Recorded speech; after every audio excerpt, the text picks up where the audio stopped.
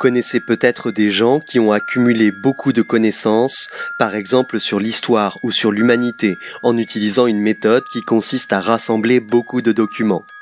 Une personne comme ça, c'est ce qu'on appelle un érudit. Les érudits, ils ont souvent l'habitude de faire des citations pour appuyer ce qu'ils disent.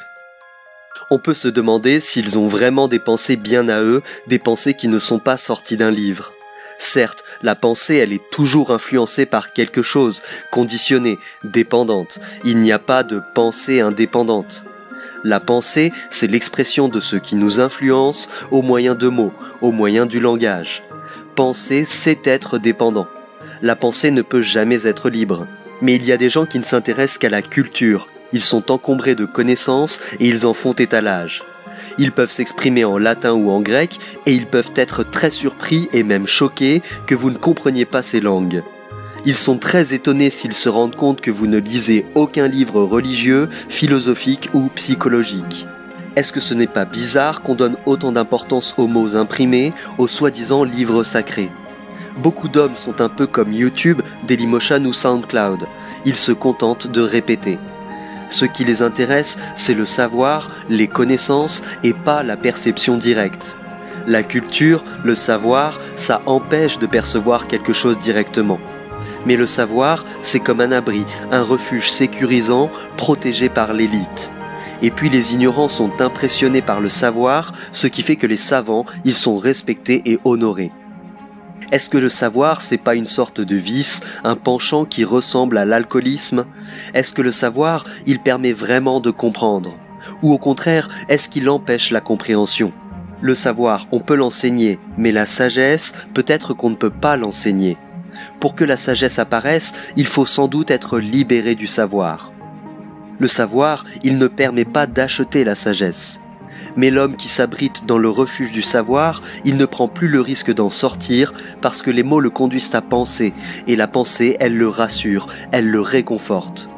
Penser empêche de percevoir directement, et si on n'a pas de perception directe, on n'a pas de sagesse. Le savoir, les idées, les croyances, ça fait obstacle à la sagesse. Un esprit qui est absorbé par quelque chose, qui est hypnotisé par quelque chose, il n'est pas libre, il n'est pas spontané. Mais pour découvrir quelque chose, il faut être spontané. Un esprit qui est absorbé dans quelque chose est enfermé en lui-même. On ne peut pas l'approcher, il est insensible et c'est ce qui lui donne un sentiment de sécurité. Est-ce que vous avez remarqué que la pensée renforce le sentiment du moi, que la pensée nous isole, que rien ne peut la rendre vulnérable ? La pensée ne peut pas être spontanée, elle ne peut jamais être libre. Qu'est-ce que c'est la pensée ? La pensée, elle est faite de souvenirs. Vous ne pourriez pas penser si vous n'aviez aucun souvenir. Bref, la pensée, c'est le prolongement du passé, la continuation du passé. Mais ce qui est influencé par le passé n'est pas libre. Ce qui continue ne peut jamais être libre. Il n'y a de liberté que dans la cessation. En tout cas, ce qui compte, ce n'est pas ce à quoi on pense. Ce qui compte, c'est de comprendre comment fonctionne la pensée. Peu importe qu'on pense à Dieu ou à de la vodka. Penser à Dieu, ça a des effets précis, et penser à de la vodka, ça a d'autres effets. Mais dans les deux cas, l'esprit est occupé par ce qu'il imagine, par ce qu'il projette. Les idées, ce sont des projections de la pensée. Les idéaux, ce sont des projections de la pensée. Et les buts, les objectifs aussi, ce sont des projections de la pensée. Quand on est occupé par nos propres projections, on ne fait rien d'autre que s'adorer soi-même. Même l'idée qu'il y a une âme, un soi éternel ou immortel, c'est encore une projection de la pensée.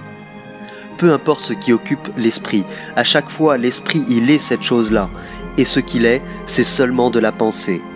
C'est donc important de comprendre le processus de la pensée.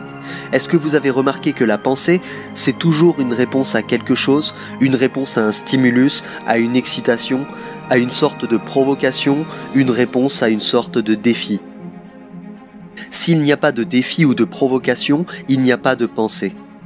Il y a d'abord la provocation, puis il y a la réponse, et l'ensemble des deux, c'est ce qu'on appelle l'expérience. La pensée, c'est l'expérience traduite avec des mots, traduite avec le langage. L'expérience, c'est pas seulement du passé, c'est aussi du passé associé au présent. L'expérience, elle contient ce qui est conscient et aussi ce qui n'est pas conscient, ce qui est caché. L'expérience, elle laisse des traces en nous et ces traces, c'est la mémoire. C'est quelque chose qui nous influence. La mémoire, l'influence, c'est justement ce qui reste de l'expérience, le résidu de l'expérience.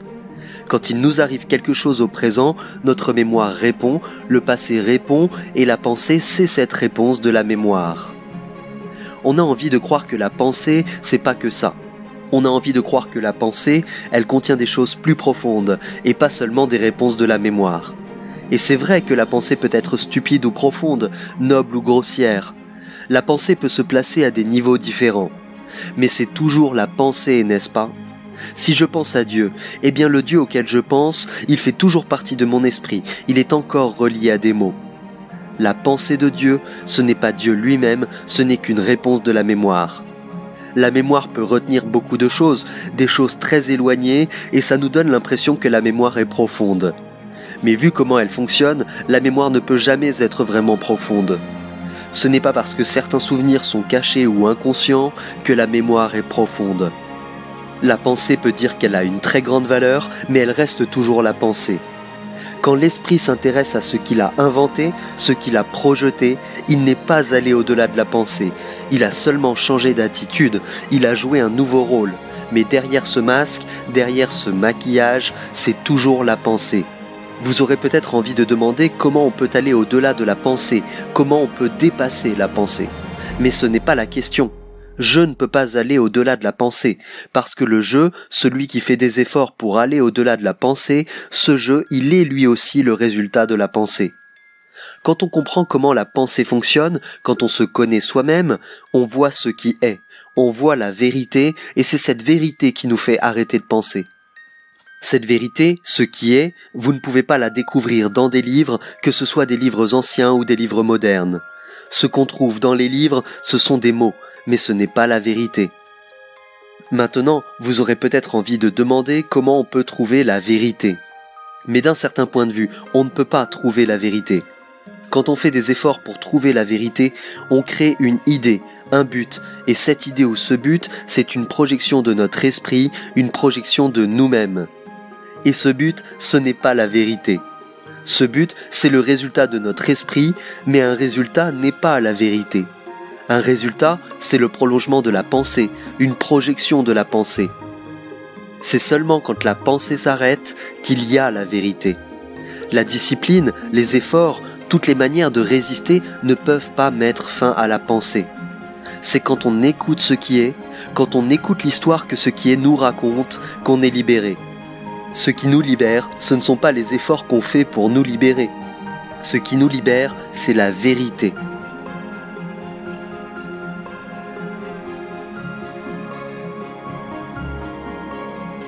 Merci d'avoir regardé cette vidéo. J'espère qu'elle vous a plu. Si c'est le cas, n'hésitez pas à la partager et à la liker. Vous pouvez également laisser un commentaire. Je vous invite à me suivre sur Facebook et sur Twitter. Vous pouvez également me soutenir sur Tipeee. Merci à tous les tipeurs.